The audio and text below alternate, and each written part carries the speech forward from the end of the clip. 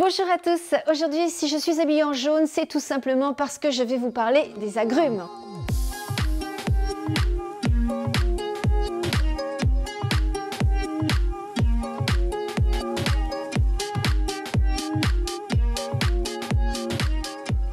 Alors les agrumes c'est quoi? Eh bien ce sont les oranges que vous connaissez, citron, clémentine, mandarine, pamplemousse, les citrons de Menton, les citrons caviar, les kumbhava, des kumquats. J'ai également des mains de Bouddha, beaucoup plus rares, et des cédras, mais des cédras quoi? Des cédras Maxima.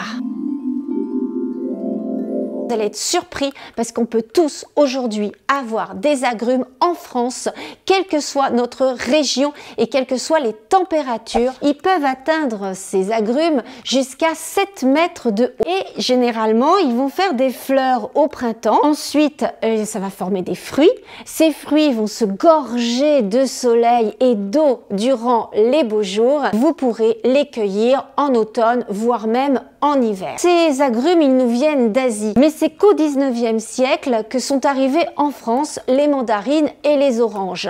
Du reste, c'est à cette époque qu'on a créé les fameuses orangeraies. Vous savez, ces énormes serres qui permettent d'abriter ces plantes assez frileuses. Puisqu'on parle de plantes frileuses, on peut se dire que si on habite au nord de la France, on va pas pouvoir cultiver d'agrumes. Eh bien, c'est faux, parce que certains agrumes résistent jusqu'à moins 10 degrés. Quelle que soit donc votre région, vous pourrez cultiver ces petits arbustes. Vous en trouverez beaucoup dans les pépinières, à juste titre, parce que c'est la saison où ces arbres nous donnent des fruits extrêmement beaux, comme là vous pouvez le voir sur mon petit citronnier que je viens d'acheter. Et vous avez des pépiniéristes comme Daniel Flamand de la pépinière Conseil, située à Vénéran. C'est un monsieur, il est très Snapchat. Non, je plaisante. Non, en fait, c'est un monsieur d'un certain âge et il n'a pas Insta, YouTube, Snapchat, tout ça. Mais vous pouvez bien sûr retrouver ses coordonnées juste en dessous. Je vous les écris juste en dessous. N'hésitez pas à le contacter, même de ma part, parce que c'est lui qui m'a fourni tous ces agrumes. Chez les pépiniéristes, vous trouverez généralement ces agrumes vendus en pot.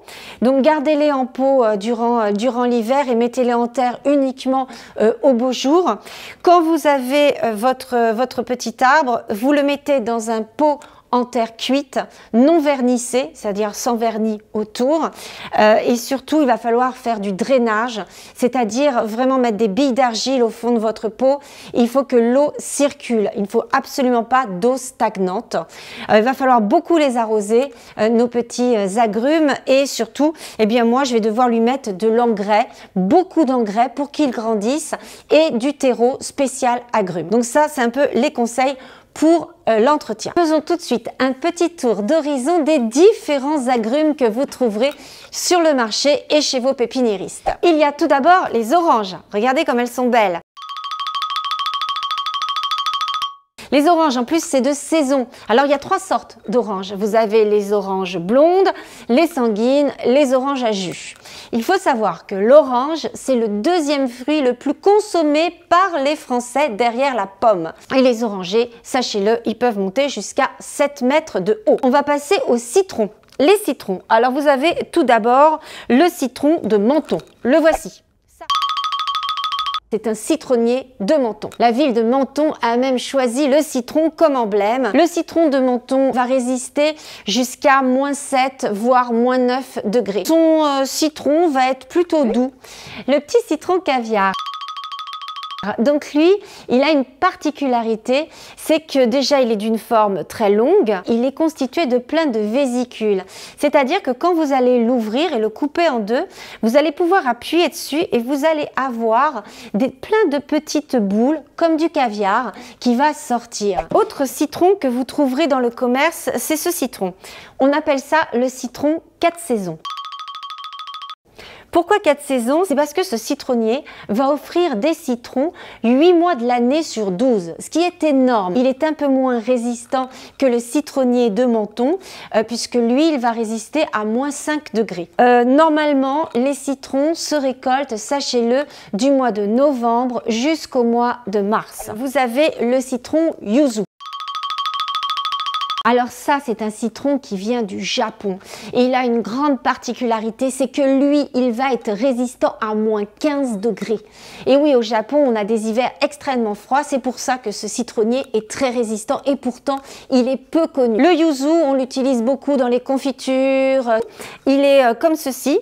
Donc il est pas compartimenté comme ça à l'intérieur avec des petits compartiments. Donc là vous décrochez comme ça l'intérieur et vous pouvez très bien utiliser l'écorce. Le yuzu est très bon pour être confit. C'est un arbre qui a des petites épines et pour le coup ça coûte une fortune les citrons yuzu. Regardez comme ils sont beaux, belle couleur et une saveur vraiment incroyable. Le kumquat, c'est un arbre qui, lui, pour le coup, a besoin de beaucoup de chaleur. Mais comme il n'aime pas trop les températures négatives, vous pouvez vraiment le rentrer à l'intérieur quand l'hiver est très très froid et bien sûr le remettre à l'extérieur quand il fera un peu moins froid. Le cédrat.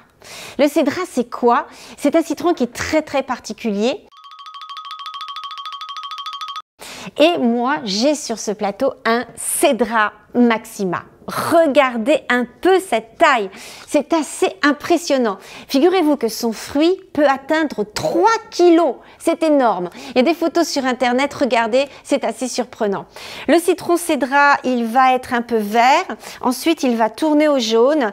Il a une peau qui est toujours un peu comme ça, un peu avec des trous, qui est pas très régulière. Il est excellent à faire en carpaccio. Vous faites des petites lamelles, vous mettez un petit peu d'huile d'olive, un peu au four, vous le faites caraméliser. Celui-ci, il est peu connu et pourtant c'est un citronnier qui est extrêmement résistant et surtout si vous le mettez sur votre véranda, sur votre terrasse ou même dans un coin de votre jardin, il va embaumer toute l'atmosphère. Dans la même famille des cédras, vous avez ça. Alors, je ne sais pas si vous connaissez, ça s'appelle la main de Bouddha. Donc là aussi, c'est une forme assez particulière. C'est un goût citronné également. Et un chef étoilé m'a dit que lui, il l'utilisait beaucoup pour les desserts. Et il coupait comme ça des petits morceaux qu'il insérait dans des gâteaux. On dit qu'en plus, il porte bonheur. Il est assez résistant. Et puis, pour le coup, je trouve que son fruit est très impressionnant. Ensuite, vous avez le kumbava. Donc ça, vous le connaissez probablement. On va surtout utiliser son écorce. Alors le petit conseil que je peux vous donner, vous le râpez et ensuite vous le mettez au congélateur. Et quand vous voulez le réutiliser, vous le sortez du congélo et vous le râpez. Sinon, j'ai aussi un bigaradi. Un nom assez compliqué. D'ailleurs, je ne vais pas le prononcer ce nom, je vais juste le marquer en dessous. Voilà, comme ça. Voilà, parce qu'il n'est pas facile à retenir, si ce n'est, il y a peut-être un moyen mémotechnique, c'est que ces fruits ressemblent un peu à des cannelés, et le nom ressemble un peu au mot cannelé. Donc lui, c'est pareil, c'est un arbre assez étonnant, qui est très résistant, qui pousse très facilement, qui nécessite très peu d'entretien, et qui fait des fruits excellents, pareil, pour faire des confitures, des fruits confits, l'associer à du poisson, également. J'en ai d'autres là. En fait, ce fruit, il est assez amer, mais le jus, lui, est assez doux. C'est vraiment un arbre très ornemental. Et il y a également dans les agrumes la bergamote. Donc pareil, vous grattez un peu l'écorce comme ça. Vous sentez, ça sent magnifiquement bon. C'est dommage qu'il n'y ait pas d'odorat avec des odeurs diffuseraient. En plus, c'est la grande mode en ce moment. Pas mal, non? Faudrait y penser. Sinon, bien sûr, alors là, on va quitter le jaune, on va aller vers l'orange. Hein, c'est pas mal. Comme ça, on change. Je te retiens à changer de pull. Ah mais non, je n'ai pas de pull orange. Alors, l'orange, eh bien, on a parlé tout à l'heure de l'orange, hein, bien sûr, que tout le monde connaît. Mais il y a également, dans la même famille, les clémentines et les mandarines. Alors, les mandarines, elles avaient un énorme succès. Et puis, elles se sont fait un peu détrôner par la clémentine. Tout simplement parce que la mandarine a des pépins alors que la clémentine n'en a pas. Clémentine, c'est quoi? C'est juste une mandarine qui s'est associée à une orange. Si vous voulez, c'est un peu... La clémentine, c'est le bébé de l'orange et de la mandarine. Voilà. Les clémentiniers, ça aussi, vous pouvez en avoir chez vous. N'hésitez pas. Contrairement aux idées reçues, c'est un arbre qui est extrêmement résistant et en plus qui a un très très beau feuillage. Vous voyez comme je... Ah bah oui, alors en même temps... Vous pouvez jongler avec, regardez. Pas mal, non? Bon, ok, j'en ai que 2. Je vais essayer avec 3. Et là, c'est la cata. Non, mais j'essaierai pas. Comme ça, au moins, ça sera pas la cata. Sinon, point de vue entretien, il faut vraiment les arroser. L'hiver, c'est un arrosage par semaine. L'été, c'est tous les jours. Tous les jours. Vous m'entendez? tous les jours. Bah oui, tous les jours, parce que c'est un arbre qui a besoin d'énormément d'eau pour en terre cuite, beaucoup d'engrais. Bon bah écoutez, vous savez tout maintenant hein, sur les agrumes. Vous êtes incollables, vous pourrez briller en société. Vous pourrez dire, moi tu sais, les agrumes, je sais ce que c'est, hein, Cédra maxima et une main de Bouddha. Pour briller en société, pour dire, moi je m'y connais en agrumes, rien de tel qu'une vidéo de Caroline. Donc hein, si vous avez aimé cette vidéo, bah, vous connaissez le principe, hein, bien sûr, vous likez, vous vous abonnez à ma chaîne YouTube, n'hésitez pas. Et puis bah, si vous me laissez des commentaires, à chaque fois je réponds, en tout cas dès que je peux. Donc n'hésitez pas, je suis ravie quand j'ai des petits messages. Et puis surtout abonnez-vous, abonnez-vous, abonnez-vous. J'ai franchi la barre des 11 000. Donc c'est quand même pas mal. Voilà, écoutez, je vous embrasse très très fort et puis on se retrouve très vite pour une prochaine vidéo. Promis, je vous parle plus de déco que de jardin.